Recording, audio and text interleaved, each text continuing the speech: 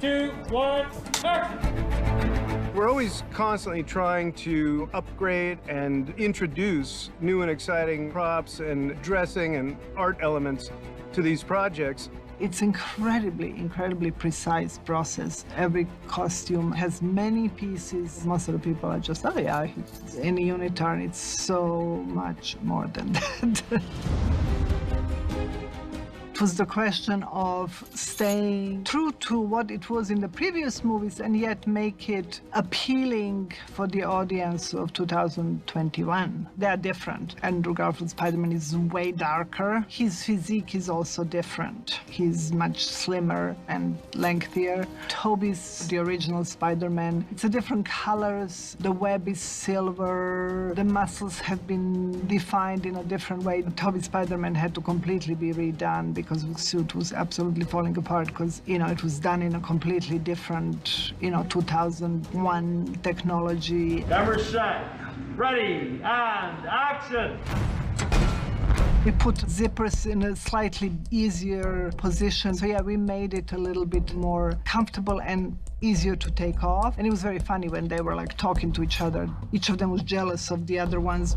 You've got to be in pretty good shape to walk onto set in front of hundreds of people and look good in that suit. And, I take my hat off to both of them. They both trained really hard to get into great shape to get in those suits. I'm no spring chicken anymore. I'm 37, so I worked out a bunch. I love the challenge of it. It was harder as a non-mid-20s person to get into the kind of shape where the spandex isn't going to show everything up. You are amazing. Thank you, yeah, thanks. Will you say it? No, I kind of needed to hear that. Thank you. The mask, the intricate part of the costume, and they have skull caps that are molded to their heads, so they are not wearing it just over their bare head. Those are intricate to make it as tight as possible, not to add to any of the volume of the skull necessarily, but keep the shape and the profile. And then we have a special costume when they are supposed to be without the mask. Then it's, as we call it, a turtleneck costume, and then they are in a costume without the hood. All those hoods have a frame for the eyes to literally snap into them, and there are different kinds of eyes.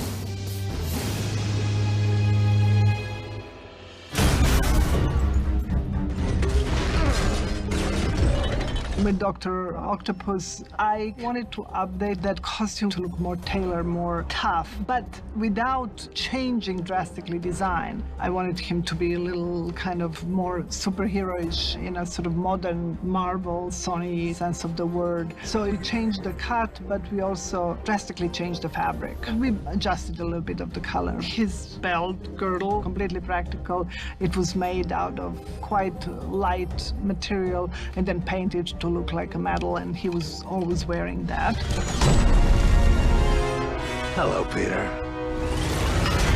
And then the back with his arms, we simply made the holes on the costume that look like the arms burst out. And in those circles, we just covered it with a blue screen. Because the tentacles aren't actually attached to me, it's given me a bit more freedom physically. But it means that wherever we're doing, I have to be aware of them because they've got to be put in post. How we handle computer-generated props is that between myself and special effects, we physically make a prop that we feel that the design is locked, and we bring it to set, and after every shot we shoot, we do a lighting reference with the prop so that the computer graphics people understand where the lights were and how it should react on the set, where the reflections are coming from.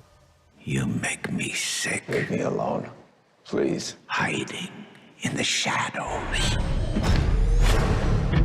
Green Goblin probably was the biggest departure from the first one, and actually the new design of Green Goblin was done by the visual development department in Marvel. The power suit gets an upgrade and the mask got discarded. So it's a little closer to the comic, the look of the Goblin. And then the costume, in order to look the way it is, it was very special technology. It was first 3D printed, and then it was completely poured in foam. As one piece, it's kind of like he just puts the whole thing on, zip it up. It's just one jumpsuit.